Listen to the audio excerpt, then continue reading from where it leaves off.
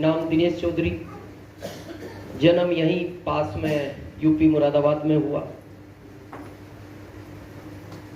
परिवार भी ठीक ठाक था, ऐसा कोई चैलेंज नहीं था।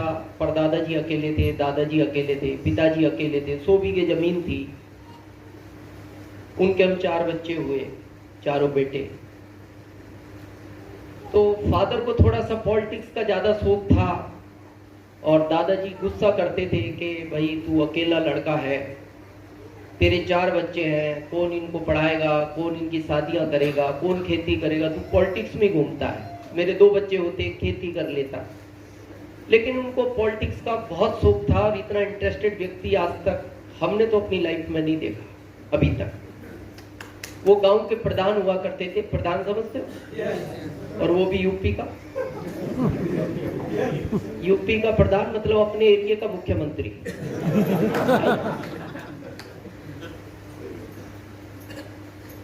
वो जब तक जिंदे रहे कभी हारे नहीं, जब तक जिंदे रहे। एक बार गलती से 4 वोट से हार गए। लखनऊ गए, 10 दिन वहां रुके, वापस 6 वोट से जीत कर आ गए।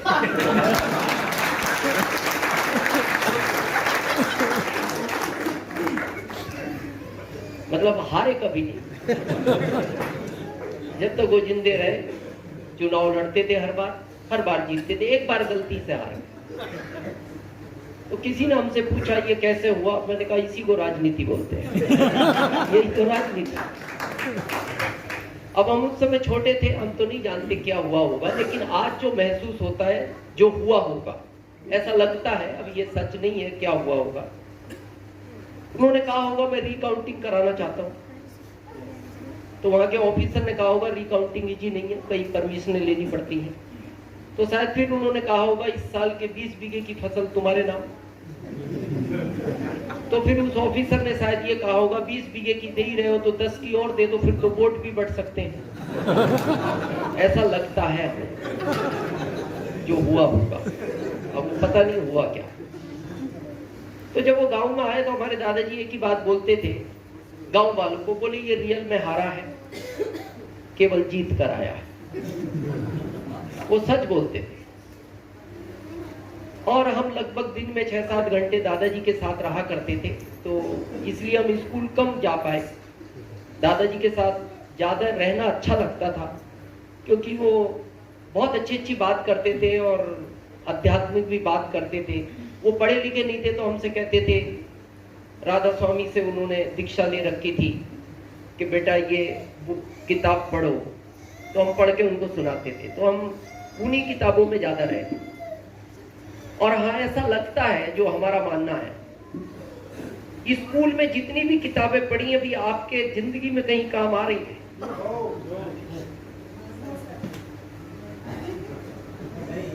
नहीं आ रही। लेकिन दादाजी की दी हुई शिक्षा आपको जब तक काम आएगी जब तक आप इस दुनिया में रहोगे।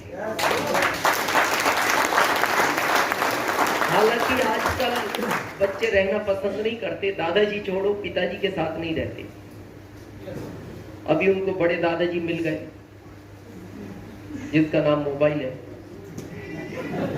हर बच्चा उस दादाजी के साथ व्यस्त है, ज्यादातर आप देखते हो। इधर ये दादी को लेकर आया वृंदावन। तो सब ठीक था। तो फादर की इच्छा थी एक बच्चे को पढ़ाएं, चारों क्या करेंगे खेती में, तो हम तो पढ़ नहीं पाए ज्यादा। तो हमारे दादाजी हमसे 2 बात कहा करते थे, बेटा एक तो जिंदगी में झूठ नहीं बोलना, हमेशा सच बोलना, परेशानी आएंगी लेकिन जीत तुम्हारी होगी। तो हम पूछते थे कब होगी? बोले ये मेरे को नहीं पता, लेकिन होगी।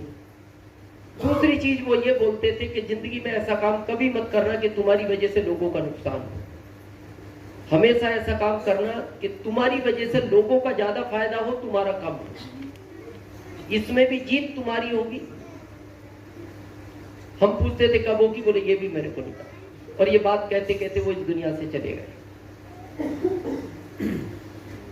और इसीलिए हमने जिंदगी में बहुत संघर्ष झेला उस सच के साथ। यहाँ कितने लोग हैं जिनको लगता है जिस युग में हम जी रहे हैं सच के साथ बहुत आगे बढ़ा जा सकता है।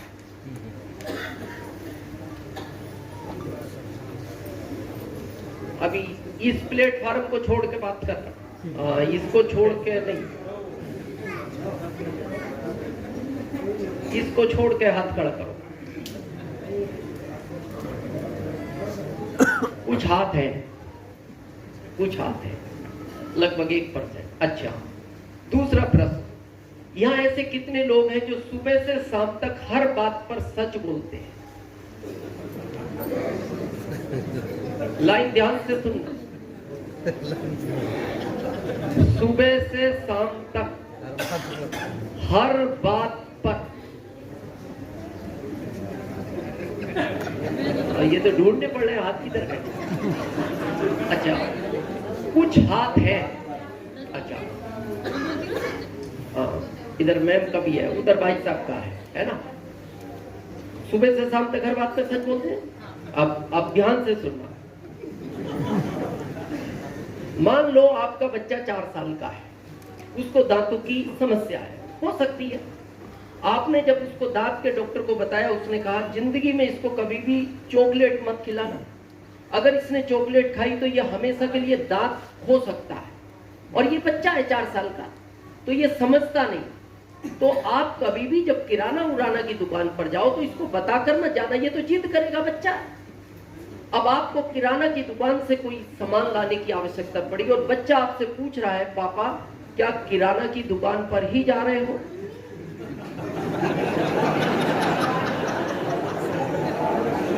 अब हाथ खड़ा करो।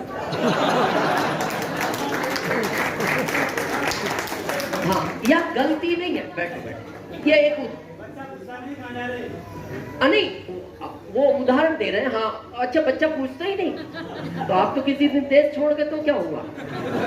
चलो बैठो बैठो, कोई बात नहीं। एक उदाहरण के तौर पे हमने बात ली है। कहने का मतलब यह है, सच सब बोलना पसंद करते हैं, लेकिन आप जिस लाइफ को जी रहे हैं उसमें आप सच बोलना आपकी इच्छा तो है, लेकिन झूठ बोलना मजबूरी है। चाहते हैं, हम सभी चाहते हैं, हम भी चाहते थे, कोशिश आज पूरी करते हैं, 100% तो नहीं है, लेकिन प्रयास है। जैसे इसको ऐसा समझते हैं, जैसे हम कहते हैं, मान लो आपकी किराना की दुकान है, आपने 50 लाख रुपया लगा रखा है, एग्जाम्पल। अब जो प्रोडक्ट आप 100 में खरीद के लाए हो, इसको 120 में बेचोगे या नहीं? बेचोगे। ये बात ग्राहक को बता सकते हो? नहीं बता। तो यहां आपकी गलती नहीं है, यहां आपकी मजबूरी है। यहां कुछ लोग हैं जॉब में, प्राइवेट या गवर्नमेंट, काफी लोग हैं। मान लो आप गवर्नमेंट जॉब में 5 लोग हैं एक ऑफिस में, और एक का प्रमोशन होना है, और बॉस आपसे पूछ रहा है एक का ही होगा, किसका किया जाए? और वो आपसे पूछ रहा है, तो पता है हम क्या जवाब देते हैं? सर, पहला काम चोर है, दूसरा टाइम पे नहीं आता, तीसरा साइन करके निकल जाता है, चौथा सिर्फ आपके सामने आता है, आखिरी में मैं बचा, बाकी आपकी मर्जी। ये गलती नहीं है, क्योंकि अगर आपको अपना प्रमोशन कराना है तो आपको झूठ बोलना ही पड़ेगा। जैसे वकील, यहाँ कोई है एडवोकेट? 2 हैं, आपको छोड़ के बाहर वालों की बात कर रहे हैं, आपकी नहीं।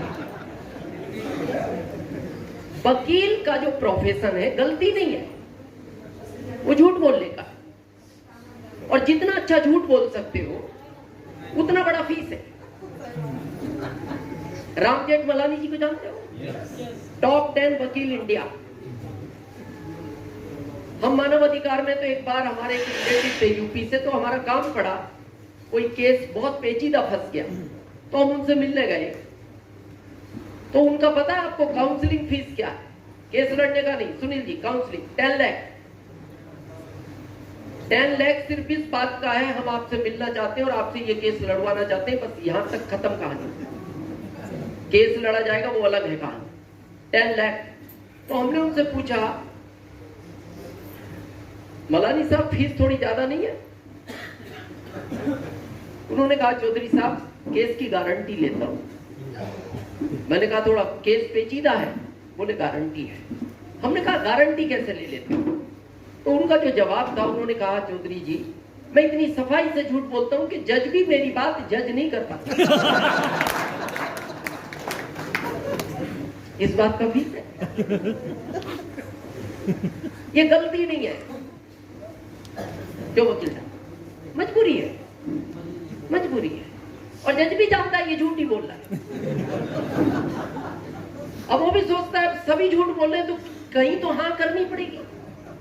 अब सब कोई ना करते तो लोग जज पे ऑब्जेक्शन लेने लगेंगे, किसी का ही केस सॉल्व नहीं करते। जो भी एक्स वाई जेड। अब प्रश्न आता है इसका, इसमें आप झूठ बोलकर आगे नहीं बढ़ सकते। इसमें वही आदमी आगे बढ़ेगा जो इसको सच के साथ करेगा।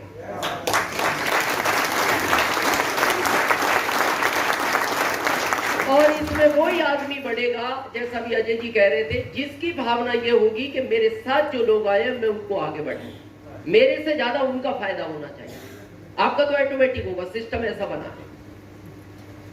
तो इसीलिए हमने आरसीएम के पहले जो भी कार्य किए हम सफल नहीं हुए। खेती की तो मजदूरों को ज्यादा बांटते थे, हमें कम बचता था। तो हमारे कजिन ब्रदर है विजय जी, उन्होंने कहा, दिनेश खेती पहली मेहनत का काम है तो तू मर जाएगा, एक काम कर कोई व्यापार कर ले। तो हमने A1 साइकिल की एजेंसी ली लुधियाना से।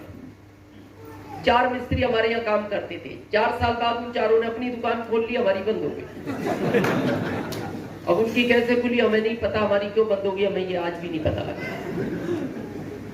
फिर उसके बाद हम जॉब में गए, उन्होंने कहा सेफ काम ढूंढो। तो हमने कहा यूपी गवर्नमेंट तो 10वीं फेल वालों की तरफ देखती नहीं। उन्होंने कहा पास के राज्य में ट्राई करो। तो हम MP चले गए।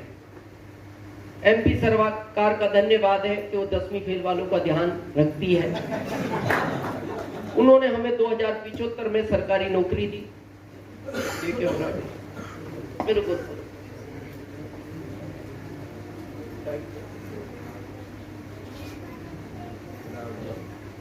चलो लाठी जी धन्यवाद। नहीं हो गया, ठीक।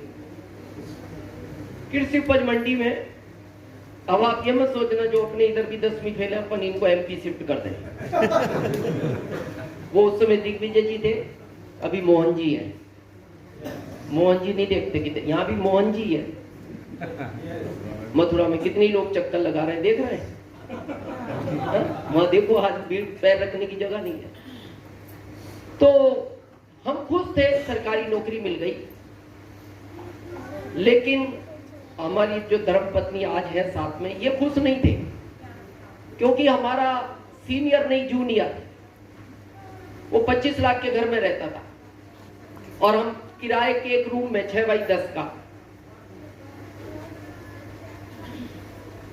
तो सरोज बोलती थी इनसे कुछ सीखो।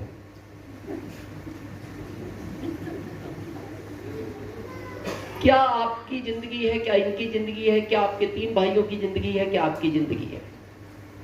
तो हमने कहा क्या हुआ? बोले आपके अंदर चले गए दादाजी, वो निकलते नहीं। तो आपने आपकी जिंदगी तो खराब की, साथ में हाँ वो आप समझ नहीं, कुछ के साथ ऐसा हो रहा होगा। अच्छा, इसमें गलती ना सरोज की थी ना हमारी थी, इसमें गलती थी हमारे पिताजी की। उन्होंने शादी ऐसी जगह की जहां नहीं करनी चाहिए थी। क्योंकि शादी हमेशा बैलेंसिंग परिवार में करनी चाहिए। बैलेंसिंग समझते हो? बराबर का, वो ही जीवन ठीक रहता है। अब उन्होंने गलती से अमीर ससुराल ढूंढ दी। अब इनके यहाँ उस समय फिएट कार हुआ करती थी, जो आज की मर्सिडीज होती है, और हमारे घर उस समय साइकिल भी नहीं थी। तो अच्छा, उस समय माता पिता ही फाइनल करते थे, बच्चों को तो बहुत बाद में पता लगता था। हालांकि अभी माता पिता को बहुत बाद में पता लगता है। अभी तो सिचुएशन चेंज हो गई। तो वो यही बोलते थे क्या जीवन है, तो हम यही बोलते थे जिस दिन कोई अच्छा काम मिलेगा हम बहुत अच्छा करेंगे। तो सरोज पूछते थे वो दिन कब आएगा, हमने कहा ये दादाजी बता नहीं गए, पर जब आएगा बहुत अच्छा करेंगे। तारीख थी 26 जुलाई 2002। आदमी उस तारीख को कभी नहीं भूलता जो उसकी लाइफ का टर्निंग पॉइंट होता है। 26 जुलाई 2002 हम अपने ऑफिस में इंटर हुए। हमारे बॉस को कोई आरसीएम का प्लान दिखा रहा था। बॉस समझते हो, जिसके आगे आप ज्यादा बोल नहीं सकते। बॉस ने हमें चंद सेकंड देखा और ये भी नहीं कहा दिनेश तू भी बैठ जा या तू भी समझ ले। वो समझते रहे, कितनी देर से समझ रहे थे हमें नहीं पता, लेकिन हमारे सामने उन्होंने लगभग 30-35 मिनट बात की। जो व्यक्ति उनको आरसीएम समझा रहा था, उस 35 मिनट में हमें 3 बात अच्छी लगी इस अभियान के अंदर। पहली, पहले आओ पहले पाओ। दूसरा अच्छा लगा पैसिव इनकम, कि आपका जब तक हाथ पैर चल रहे हैं तब तक आपको इनकम आएगी, नहीं चलेंगे तो भी आएगी। और तीसरी आई सिक्योरिटी, कि आपकी 7 पीढ़ियों तक ये सिस्टम काम करता है। ये 3 ही बातें अच्छी लगी। और 30 मिनट बाद उस व्यक्ति ने हमारे बॉस को पूछा यू आर इंटरेस्टेड, तो बॉस का जवाब था आई एम नो इंटरेस्टेड, मैं इस तरह के काम नहीं करता, आप जा सकते हो। तो हमें थोड़ा अच्छा नहीं लगा क्योंकि उस आदमी का चेहरा उतर गया। तो बाद में हमने हमारे बॉस को कहा आपको इसको पानी तो पिलाना था, चाय का भी पूछना था। बोले मेरी जिम्मेदारी है, उसका चेहरा उतर गया, तू अपना काम कर। हमने कहा वो तो हम रोज ही करते हैं, आज भी करेंगे, पर हम आपसे एक बात पूछना चाहते हैं। आप एज में बड़े हैं, अनुभव में बड़े हैं, लेवल में भी बड़े हैं, आप ऑफिसर हैं, इस काम को किस तरह के लोग कर सकते हैं? तो उन्होंने हमें 6 जवाब दिए, ध्यान से सुनना। पहला, इस काम को वो लोग करते हैं जिनमें अकल नहीं होती। दूसरा, इस काम को वो लोग करते हैं जिनके पास पहले से कोई काम नहीं है। तीसरा, इस काम को वो लोग करते हैं जो पढ़े लिखे नहीं होते। चौथा, इस काम को वो लोग करते हैं जिनकी घर में कोई वैल्यू नहीं है। पांचवा, इस काम को वो लोग करते हैं जिनको रिश्तेदारी में कोई बुलाता नहीं। और आखिरी जवाब, ये काम तू कर सकता है। आप समझे? एक लाइन में जो इनडायरेक्ट इनको बेइज्जती करनी थी वो कर दी। तो हमने उनको कहा सर हम करेंगे। बोले कब करोगे? हमने कहा हम आज ही करेंगे। बोले आज कैसे करोगे? हमने कहा शायद आपने ध्यान से नहीं समझा, पहले आओ पहले पाओ। बोले तेरे को पता है इसमें ज्वाइनिंग कितने से होती है? उस समय ज्वाइनिंग हुआ करती थी 1500 रुपए का किट आता था, किट। हमने कहा 1500 रुपए से। बोले तेरी सैलरी 2075, आज तारीख 26 है, बचे हैं। हमने कहा कल खत्म हो गए। बोले फिर कहां से लाएगा? अब हम उनकी भावना समझ गए। उन्होंने कहा कहां से लाएगा? तो हमने कहा हम कहीं से भी लाए, आपसे नहीं मांगेंगे। और हमने ज्वाइन किया 26 जुलाई 2002 को ही।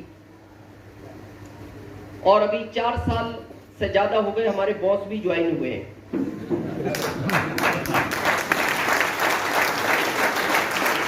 वही वाले। कौन से? ये काम तुम कर सकते हो। अभी हुए 4 साल से ज्यादा हो गए, और हमारे 17 साल के बाद हुए। अगले साल रिटायर्ड हो रहे हैं, अभी रॉयल्टी पर है। तो जिस दिन वो ज्वाइन हुए तो हमने उनको कहा कि ज्वाइन तो कर रहे हो, पर इस काम को किस तरह के लोग करते हैं। हालांकि नहीं कहना चाहिए था, लेकिन हम थोड़ा फ्लो में बोल गए। हमें अपना पहला दिन याद आ गया।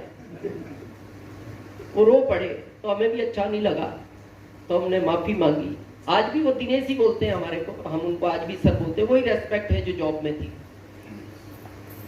तो वो कहने लगे दिनेश जिंदगी में एक ही पछतावा रहेगा मेरे को, मैंने सारे काम अच्छे किए हैं,